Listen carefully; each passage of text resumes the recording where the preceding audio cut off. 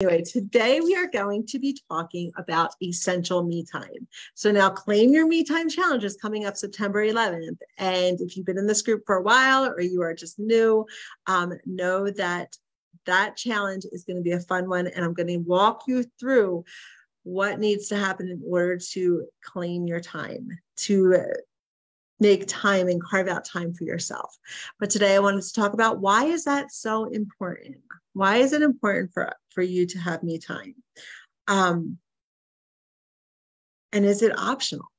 Like for me, it's not optional. Like I have learned a long time ago, I've been a mom for 23 years now, and I learned probably about 10 years in that it was something that not only that I needed, but that my family needed, because I showed up as a much better mom, and I was able to be more of like my authentic self by making time, being intentional about making time for myself. When I went back to work full-time outside the home in 2017, I realized once again, like not having me time, what that did, because I was so out of balance and I couldn't figure out how to make time for myself when I was doing all the things, right? Like I was in this whole new career and trying to figure out how to make things work. It was when I didn't have me time, I started realizing the importance of me time. And because I had started making some time for myself prior to that. So what is me time, right? Is me time being in the shower? Is it hiding in the bathroom? Is it sitting out on your back deck? Is it having uninterrupted time for yourself, right? Like I can't define me time for you, because you need to define it for yourself. What would you do with time if you had uninterrupted time, whether that be 5 minutes, 20 minutes, an hour, a full day, a full week? What would you do at that time? What makes you feel alive? What makes you feel like you outside of your mom hat? It's hard. I get it. I know that when you are in the gist of it, right? Like you've got all of these things, all of these demands vying for your attention and for your time and for your energy. It can be hard to step back and say, what do I need? Why am I feeling like there's just this piece of like that's missing?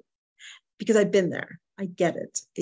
I went straight to burnout. I felt like who am I aside from mom? Like it got to the point where I couldn't even stand to hear my kids say mom one more time.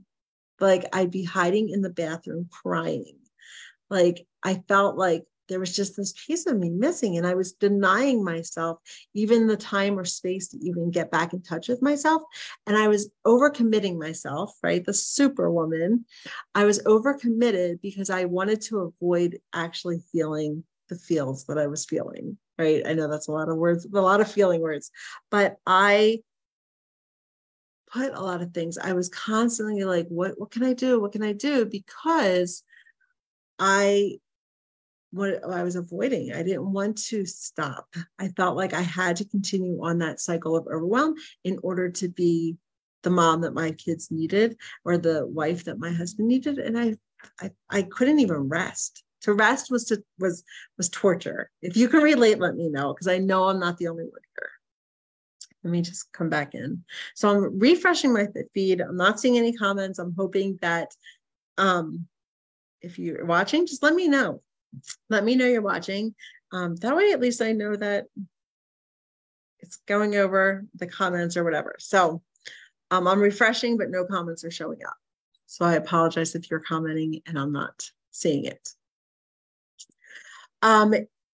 Me time can help improve your well-being. It does. It's not can. It's not can. It does help improve your well-being, your health, not just your physical health, but your mental health. It also does wonders for your relationship.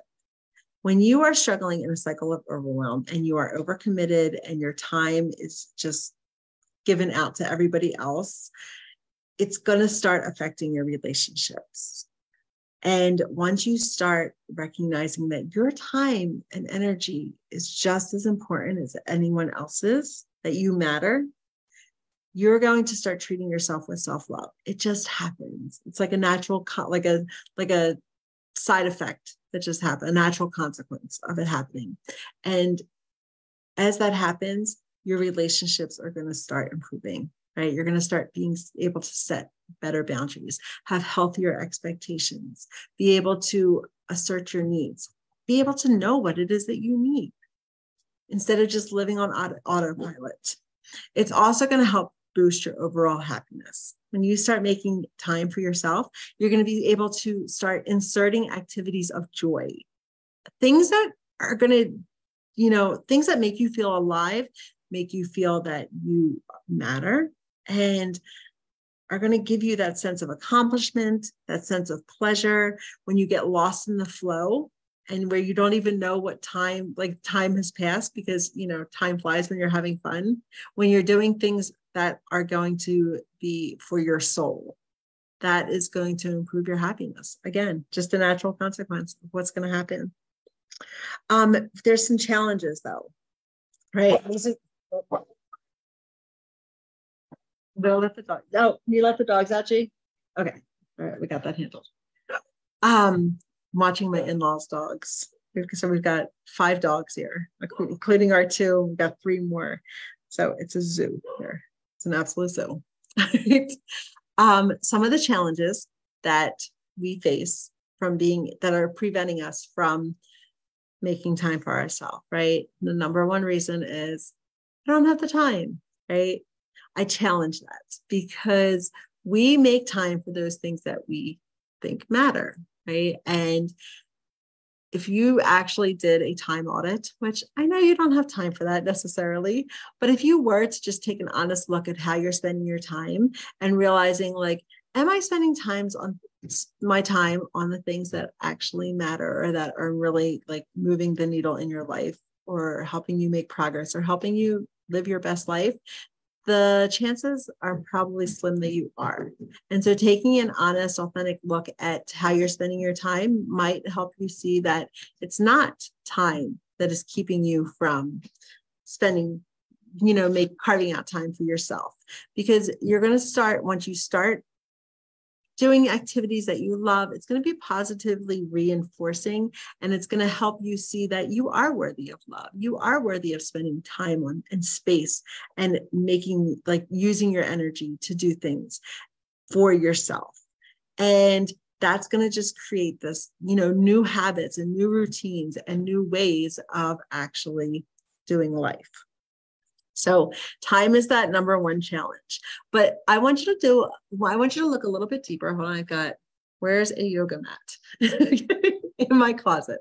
I think I've got one in my closet. Otherwise, I'm in the trunk of my car. You can use it right now. No, you can't have it, but you can use it. Go look in my closet first. I think there's a blue one. Okay.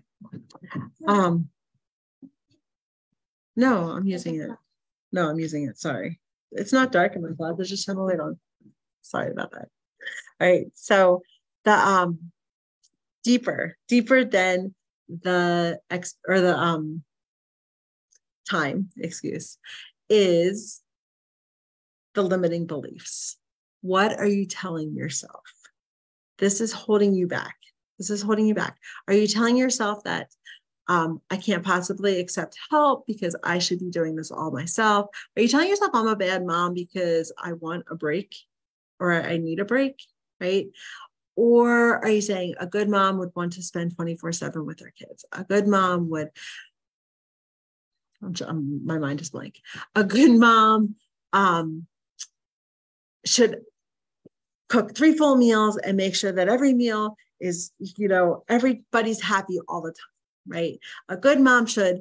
I want you to look at that definition of a good mom and challenge it, because it may not be serving you. And I want you to think of some exceptions, other moms, or could you still be a good mom if you accepted help, if you asked one of your family members to maybe cook dinner 1 or 2 nights a week, right? And give you that time back to do things that are going to make you feel alive. right? So really redefining that. Burning guilt, that's a huge one, right? Mom guilt is a thing. It's a struggle. The struggle is real. And so looking at where is that guilt coming from? The guilt is coming from the thoughts that you're telling yourself. And so once you start thinking about your thoughts and really reflecting and questioning your thoughts, you're going to determine whether that guilt is actually valid, if it's necessary. Again, chances are probably not. But you have got to stop living on autopilot and stop to question your thoughts. There's lots of benefits, right? Like we've already talked about how it can help you with your physical and your mental health, and it can restore your relationships. It can give you increased energy, productivity, right? Like back to that time excuse. I don't have the time for it. Well, I'll tell you what, if you start making time for yourself and start engaging in activities, start practicing self-care, start letting yourself rest, these things are going to increase your productivity. You're going to be more productive as a result. So your time actually will multiply once you start making time for you. It's not the opposite. It's strange math. I get it, right? Like you're taking away time, but you're actually giving yourself more time by doing these things, by taking the time to do these things that are restorative rather than just like mind numbing or constantly on overdrive. So what can you do to make time, right? You cannot find time. They say, oh, I'll find time for myself. No, you're never going to find time. You've got to be intentional about it. There's no such thing as finding time. Even making time, like we have 24 hours in our day. Everybody has 24 hours a day. You know, even Beyonce has 24 hours a day. How's she able to be this like superstar, you know? But the thing is what are you doing with your time? And what do you determine? Like, what are your priorities? What are you determining are important? So you really want to just take a look and see how are you using the time you have and what can you improve? Small steps, baby steps, right? You don't want to go for a full overhaul because you're probably setting yourself up for not succeeding. So we want to look at your time, take that honest look, and really just make small adjustments. One of the best things or the best ways to make time for yourself would be using those bookends, the morning, the nights, and the weekends, because the daytimes are typically pretty busy and packed, right? They're usually taking care of everyone, everything, running errands, making sure like pick up, drop offs, doing all the things, working, right? If you're working a full-time job or you're working during the day. So you want to look at those bookends as a great place to start. Delegating, it's hard. I know that's so hard for so many of you. It was very hard for me too. And it still is a struggle at times, but learning that it's okay to ask for help and doing that and accepting the help. Not thinking that you've got to, you know, you owe it to somebody or that you've, you know, just learning the skill of asking for help, how to ask for help and facing the fears that are keeping you from asking and accepting help. Huge, huge. I have done I've done podcast episodes and Facebook Lives about building that support system, and it's so important. So I'm just going to mention that. We're not going to go into that, but building that support system so that you have a network. You have a network in place. All right. And then finally, talked about the guilt. If you're struggling to figure out what can I do for me time, I want you to come join the challenge. Join the Claim Your Me Time Challenge, momswithoutcapes.com/challenge. And I'll put the link in the comment section underneath this video. Come join the challenge, and we are going to explore what you can do with that me time. I'm going to help you define me time for you. And I want to help you start dreaming, start visualizing and imagining.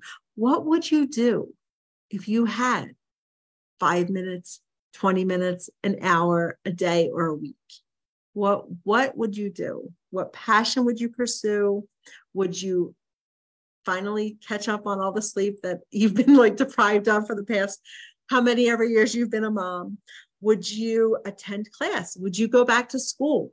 Would you take a class or learn a skill or learn a language? Would you, take up skiing? Would you travel the world, go on a bike tour? I want you to start thinking, what makes you you? What lights up your heart or lights up your soul, I guess, and really just give yourself permission to dream. That's going to be our day one, giving you a little sneak peek. It's giving yourself that permission to dream. But I want you to just kind of think of that now and get registered for the challenge, because we are going to claim our me time together right here in the Moms Without Capes community. I'm so excited. This is, I think, the 4th or 5th round that we've done. And every time we do it, it gets that much better. So come join the challenge. Now, if you have any questions about this, about the challenge, about what we talked about essential me time, or whatever, right? Questions about my kid doing yoga on her day off, being sick, right? She's really sick. No, she really is. I took her to the doctor this morning.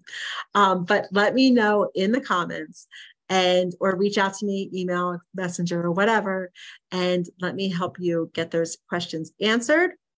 And I've got this round of the challenge I'm super excited about, because I'm going to be doing some tweaks to my Supermom Detox program, and I'll be releasing it towards the end of the challenge. So I'm super excited about what's to come.